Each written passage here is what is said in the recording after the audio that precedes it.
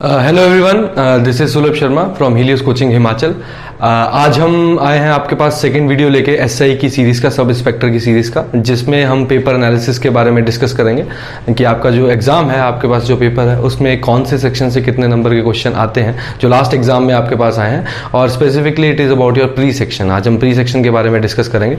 तो हम स्टार्ट करते हैं, पहले टॉपिक की तरफ आपके पास मूव करते हैं। तो जो हमारे पास फर्स्ट टॉपिक जो सबसे इंपॉर्टेंट है that is the current affairs.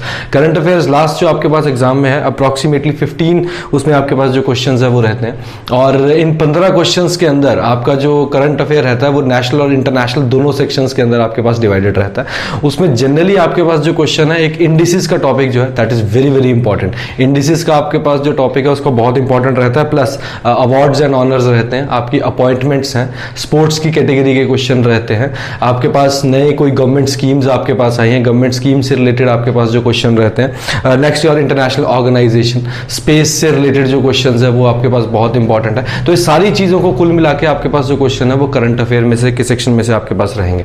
Plus कुछ टर्म्स आपके पास पर्सनैलिटीज और बैंकिंग के बेसिस के ऊपर भी आती है। देखिए बैंकिंग का जीके, अगर आप बैंकिंग का जीके कर रहे हैं और एसआई का जीके कर रहे हैं तो दोनों में थोड़ा सा डिफरेंस है।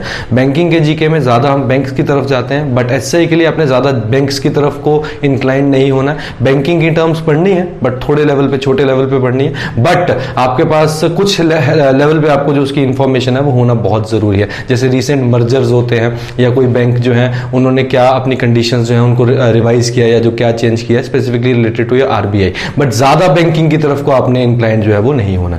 नेक्स्ट आपके पास जो सेक्शन रहता है that is your Himachal Pradesh. Himachal Pradesh के अप्रोक्सीमेटली 25 क्वेश्चंस जो है वो लास्ट एग्जाम में प्री में आपके पास देखे गए थे। अब जब हम हिमाचल की बात करते हैं तो देखिए हिमाचल का सेक्शन आपके पास डिवाइडेड रहता है। सबसे पहले हमारे पास ज्योग्राफी है, तो आपके पास जैसे हम ज्योग्राफी के बारे में हम बात करते हैं हिमाचल में, तो ज्योग्राफी से रिलेटेड क्वेश्चंस आपके पास रहते हैं। जैसे आपके पास रिवर्स हो गई, धार्स हो गए, आपके पास लेक्स हो गई, आपके पास ग्लेशियर्स हो गए, पासेस हो गए, इन क्वेश्चंस में से बहुत ज्यादा आपके क्वेश्चंस रहते हैं। प्लस आपके फाउंडर्स के नाम, specifically the founders of your Chamba, Kullu, कौन कहां का फाउंडर रहा था, उससे क्वेश्चन आपके पास बहुत इंपॉर्टेंट है। पावर प्रोजेक्ट्स, स्पेसिफिकली जो करंट अफेयर्स में है, किस पावर प्रोजेक्ट में कितने मेगावाट का पावर प्रोजेक्ट है, रिसेंटली गवर्नमेंट के साथ किस पावर प्रोजेक्ट का टाई अप हुआ है, इससे रिलेटेड क्वेश्चंस आपके पास काफी ज्यादा एग्जाम में आपको देखने जो है वो मिलते हैं। प्लस बुक्स एंड ऑथर के क्वेश्चन हो गए, लिटरेचर के आपके पास कुछ क्वेश्चंस हैं, फेयर्स एंड फेस्टिवल्स के क्वेश्चंस हैं, पेंटिंग्स के क्वेश्चंस हैं। तो ये सारे क्वेश्चंस आपके पास ओवरऑल जो है वो इंपॉर्टेंट रहते हैं। नेक्स्ट आपके पास हम नेक्स्ट सेक्शन की तरफ जब मूव करते हैं that is your English.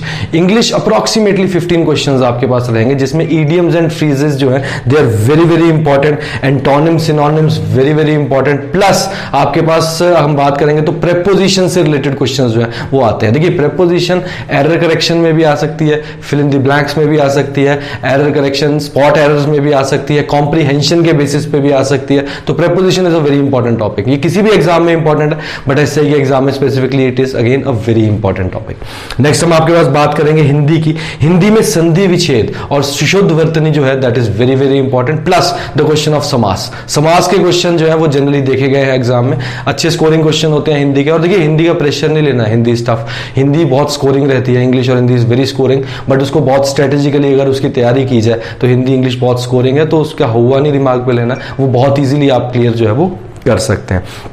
Next हम जीएस की तरफ को मूव करेंगे, जनरल स्टडीज, जिसमें आपके पास हिस्ट्री, पॉलिटी और ज्योग्राफी के क्वेश्चंस जो हैं they are very very important. History की अगर मैं बात करूं तो देखिए यहां पे आपके पास एंशिएंट हिस्ट्री के भी क्वेश्चन आते हैं। अगर मैं एचएस की बात करता हूं तो वहां पे जनरली आपके मॉडर्न हिस्ट्री ही प्री में पूछा जाता है, बट इस एग्जाम में आपके पास एंशिएंट हिस्ट्री के, मीडिएवल हिस्ट्री के और मॉडर्न हिस्ट्री के तीनों के क्वेश्चन जो है आएंगे। अगर एंशिएंट हिस्ट्री की बात करें तो इंडस वैली सिविलाइजेशन हो गया, आपका गुप्ता पीरियड हो गया, आपके पास देन जैनिज्म हो गया, बुद्धिज्म हो गया, जनपद हो गए, इनके क्वेश्चंस बहुत इंपॉर्टेंट है। मुगल्स की अगर बात करें तो मुगल्स पेंटिंग एंड आर्किटेक्चर के क्वेश्चन जो है they are very very important. Plus Marathas के question is very very important. Marathas के क्वेश्चन रिसेंटली एग्जाम में काफी पूछे जा रहे हैं, तो उससे रिलेटेड क्वेश्चंस आप बहुत ध्यान से पढ़ सकते हैं। नेक्स्ट मॉडर्न हिस्ट्री की अगर हम बात करें तो British administration, your Gandhi and your national revolution. National revolution starts from 1885 up till 1947, तो उसके क्वेश्चंस जो है they are very very important. ये आपके पास जो ज्योग्राफी हिस्ट्री रहता है, that is of 20 marks. Next is your geography के भी अप्रोक्सीमेटली 20 क्वेश्चंस आपके एग्जाम में रहेंगे।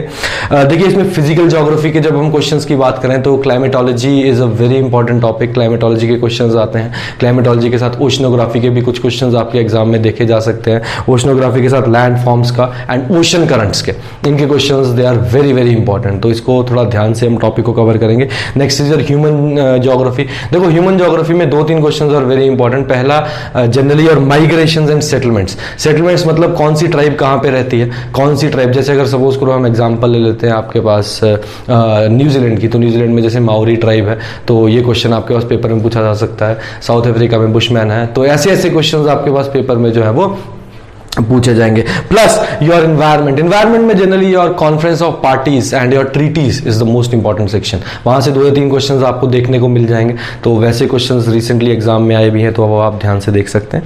Next is your Indian geography. Indian geography जो है वो आपके पास एग्रीकल्चर के ऊपर और ट्रांसपोर्ट के ऊपर बहुत फोकस्ड रहता है। Plus your mountains, forest and rivers, इन पे भी क्वेश्चन आएंगे। इसमें एक तरह का क्वेश्चन आपके पास बहुत इंपॉर्टेंट जो देखने को मिलता है ना, that is related to the minerals, कौन से कहाँ पे मिनरल्स मिल रहे हैं। ट्रांसपोर्ट का भी उसमें पूछा जा सकता है। फॉरेस्ट की कहाँ पे कितना रेनफॉल होता है, कहाँ पे फॉरेस्ट कवर है, ट्रॉपिकल कहाँ पे है, सवाना टाइप क्लाइमेट इंडिया में कहाँ पे रहता है, उस तरह के जो क्वेश्चन है very very important.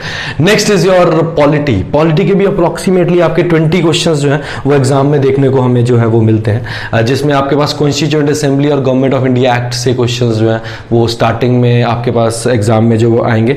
Fundamental rights, specifically और शेड्यूल्स, फंडामेंटल राइट्स, आपके जो इनिशियल चैप्टर्स हैं पॉलिटी के, वहां से वन वर्ड मतलब सिंगल लाइनर टाइप क्वेश्चन जो है वो इस एग्जाम में जनरली पूछे जाते हैं, जिनका जो लेवल है दैट इज मॉडरेट टाइप। बहुत डिफिकल्ट टाइप क्वेश्चन नहीं आएंगे, मतलब लॉजिकल टाइप ज्यादा क्वेश्चन नहीं आते हैं, वन लाइनर टाइप आपके क्वेश्चंस जो है वो इसमें रहेंगे, तो उसके बेसिस पे आप तैयारी जो है वो कर सकते हैं। पंचायती राज और municipality, again a very important topic. इसमें चाहे एचएएस है, चाहे नायब तहसीलदार है, चाहे अलाइड है, चाहे सब इंस्पेक्टर का एग्जाम है, हर जगह इधर से पंचायती राज और म्यूनिसिपैलिटी से क्वेश्चन जो है वो हमें देखने को मिलते हैं। Next another section that is science. 20 marks is of your science. अब देखो जब मैं साइंस की बात करता हूं ना, तो साइंस कई बच्चों के लिए टफ है।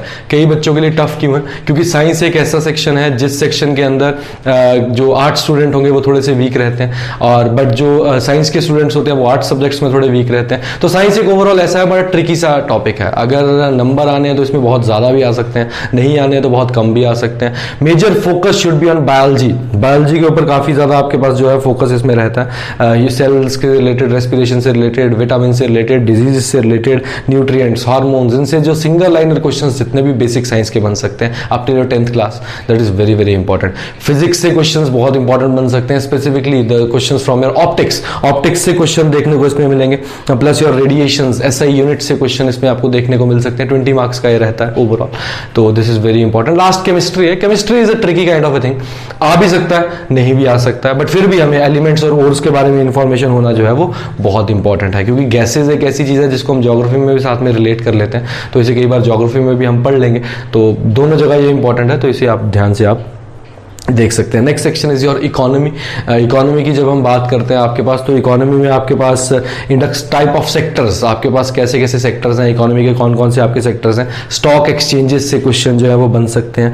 आपके पास demand and supply and prices से क्वेश्चन आपके पास आ सकते हैं। आरबीआई की policies, monetary policies, 5 year plans, ये जितने भी जनरल से टॉपिक्स हैं, मतलब देखो बहुत डिटेल में नहीं हमने जाना, बिल्कुल एक general overview kind of economy pre के लिए, that will be more than enough. बहुत ही ज्यादा डिटेल्ड इकोनॉमी पेपर में आपके पास नहीं आती, क्वेश्चंस अप्रोक्सीमेटली 18 के अराउंड रहते हैं, बट जनरल इकोनॉमी बहुत इजीली हो जाती है, तो इससे भी डरना नहीं है, बहुत इजीली हम इस टॉपिक को कवर कर सकते हैं। And finally is your quantitative and reasoning, जिसके 7 क्वेश्चन रहते हैं, और क्वांटिटेटिव और रीजनिंग में जनरली और लॉजिकल ऑपरेटर्स का, लेटर सीरीज का, कोडिंग डिकोडिंग के, कैलेंडर्स के, नंबर सीरीज के क्वेश्चन, मतलब जो बेसिक आपकी रीजनिंग है, बेसिक रीजनिंग और क्वांटिटेटिव एप्टीट्यूड, जो जनरल एक किसी भी स्टूडेंट को जिसकी इंफॉर्मेशन होनी ही चाहिए, तो उसके बेसिस पे 7 या 8 क्वेश्चन होते हैं, और ये बच्चा इजीली अगर थोड़े समय इसकी तैयारी करे तो इजीली कवर कर सकता है। 7 नंबर का अप्रोक्सीमेटली ये हमारे पास रहता है। This was the analysis of your examination. Rest हमारी पब्लिकेशंस हैं। अब हमारी जो पब्लिकेशंस हैं वो आपके पास मैं आपके पास यहाँ पे शो कर रहा हूँ। इन पब्लिकेशंस जो है ये मार्केट में सारी अवेलेबल है। ये सारी बुक्स आपको एग्जाम क्लियर करने में बहुत ही हेल्पफुल हो सकती हैं। और हमारी एक बहुत रिसेंटली एक न्यू बुक जिसमें हमारे पास हिमाचल के MCQs हैं वो भी लॉन्च होने वाली है, and that will be very helpful for all the aspirants. उनके लिए बहुत हेल्पफुल रहेगा, जिसमें आप बेसिक लेवल से हायर लेवल तक हर तरह के MCQs जो है वो बहुत इजीली जो है वो सॉल्व कर सकते हैं। एंड लास्टली आपका जो नेक्स्ट एग्जामिनेशन, आपका जो लास्ट एग्जामिनेशन हुआ 2019 का, उसका जो प्री एग्जामिनेशन है उसकी हम डिस्कशन फिर आपके जो है वो नेक्स्ट वीडियो में करेंगे। तो आज के लिए इतना ही। Thank you and have a nice day.